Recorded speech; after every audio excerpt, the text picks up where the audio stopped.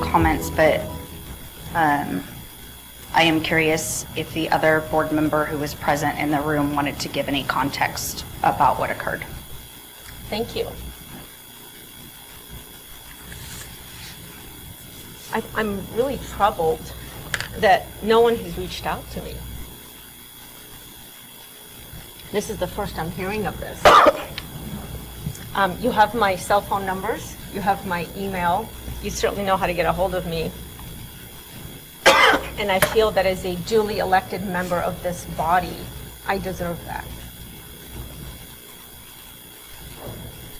What you are you are seeking a public shaming without due course, Scott. And that speaks to the dysfunction of this board. And I've spoken on this before, this culture of groupthink. So I find myself before this mob, and all I can ask for you are the facts. I notified, well, let me give a preamble. I am very involved in the last 2 weeks. I try to hit as many events as I can. I've had 6 school visits, gone to the PTA clothing bank, I went to the wellness committee. I just try to see as much as I can and open my eyes and listen and see and just be there for everyone and to show my support. I never know how my schedule is going to work out. The day before, when I saw that I was able to attend this event that I knew was happening, I was not aware that this was an SPS event. This is a collaborative effort, and I called by telephone the organizer of the event. This was not on SPS property, and it was not an SPS event. It was not run by SPS. It was run by the group organizer that was on the flyer. I called this individual, and I notified her that I would be attending. I introduced myself, and I asked her where to go because I didn't know where it was going to be. I had just seen the flyer on one of my school visits.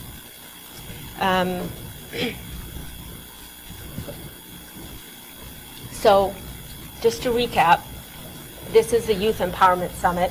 There was a session 1 that was titled Elevating Black Excellence. It was moderated by the Springfield DI officers.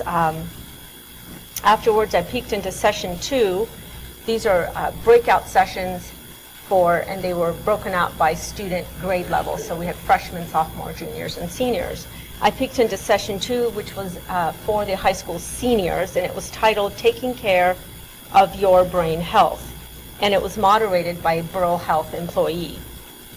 The first slide I saw was titled The Trauma Brain. The next slide was titled Racial Trauma.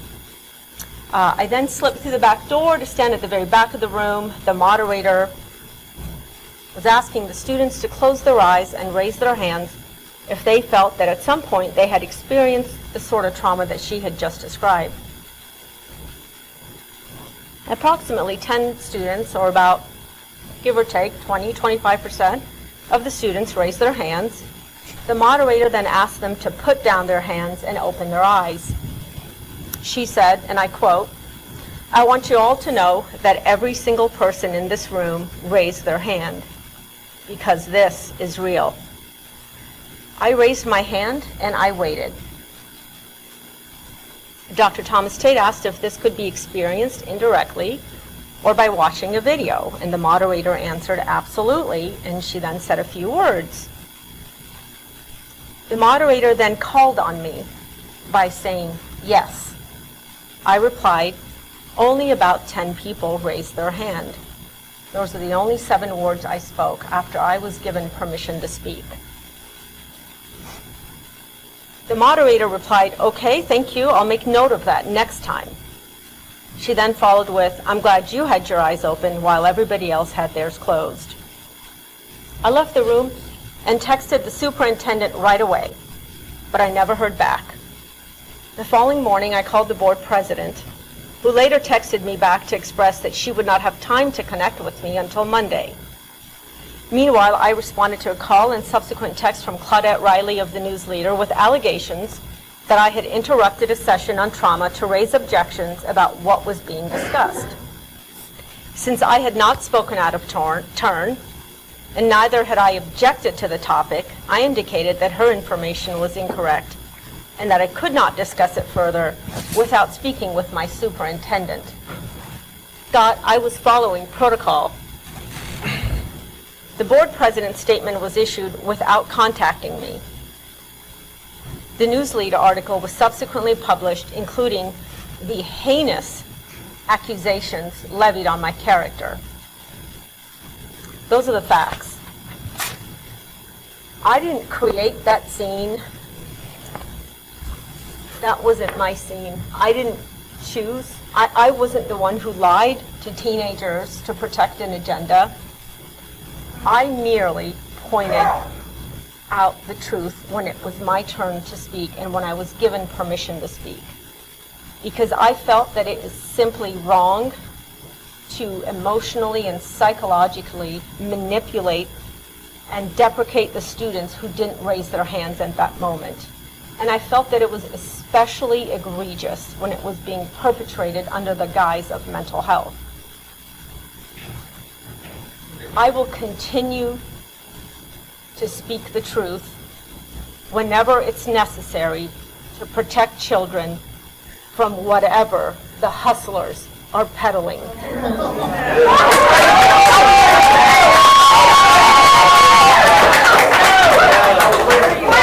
What term did you use that set them off? Peddlers that were peddling, those peddlers. Who are you referring to? I'm not done speaking. Okay, I'm just wondering what you were. Peddlers. Okay. You can start where you were. Well, I was almost done. Danielle, I don't question myself for why I defended the truth. What I question is why nobody else does and nobody else did. I would also like to ask Shurita, since you were the other person of us that was there. Yes. I'm kind of interested in facts here because there's a lot of Sure.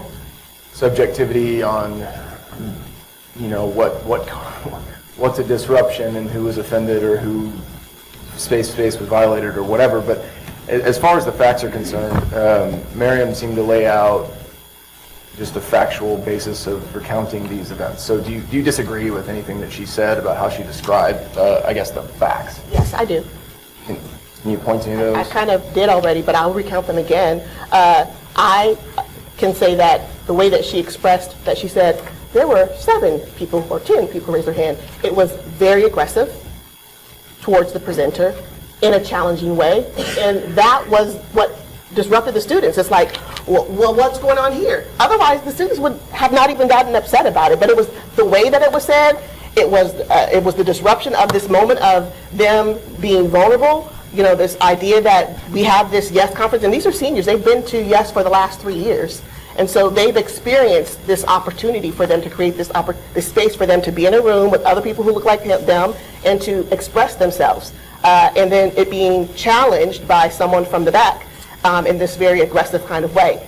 The students expressed during the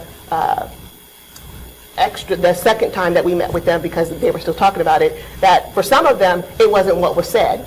For some of them, it was how it was said. And they also were upset that after making the disruption, that she just left and didn't have the opportunity to engage with them, because now she's like telling them that the presenter is, you know, like, what was your point in saying that? Like, okay, there were 10 people.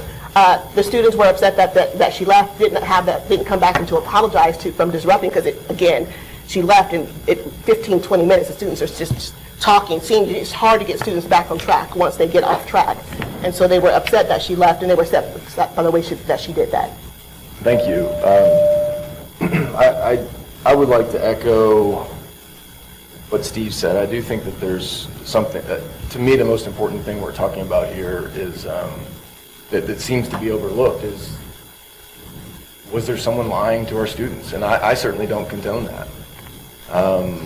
Maryam's account of it seems to say that there was a lie, and In her way of I don't know that was yours is appropriate. necessarily Was her way of doing it, was Maryam's way of addressing the lie appropriate in your opinion? Well, all I know is the words that she said, so inflection is subjective, so all I know is the words that If she asked the question to the presenter, is she challenged, or she had an alternate perspective of what the presenter presented, and she said, no. Reality is the reality is the reality. There's no alternate perspective of how many people raise their hand. She didn't disagree with you. She said, okay. Yes, she said okay. She did say okay. And then she said, I'll consider that for the next time. I.e., for my next hustle, I'm going to have to figure out a way to do this Her better. next hustle, that is so inappropriate for you to say that about her. Let me finish. It's name calling, it's rude. finish. This is the kind of thing that you do on a regular basis. No, I Yeah, don't. it is what you do on a regular basis. When you lie to These children, people see you do it on a regular when you lie basis. to children Okay, I'm to gonna further an wrap this agenda, up. as a You had an health, agenda. Okay, I as a think- healthcare provider, Okay, It so is. I'm going to back, but I think we're to the bottom line, and that is the lie. Basically, the lie is about the number of students that raised their hand. We would not be here if Maryam had not Nope. challenged a speaker that had a right to have a presentation. Maryam had a question about that. She comes back to our superintendent. I respectfully disagree, and here's why. We have a right to upset As you, students. as you say, she acted disrespectfully. She wouldn't have supposedly acted disrespectfully if there wasn't a lie. So the lie is what caused supposedly her disrespecting. I don't question myself for why I defended the truth. What I question is why nobody else does and nobody else did.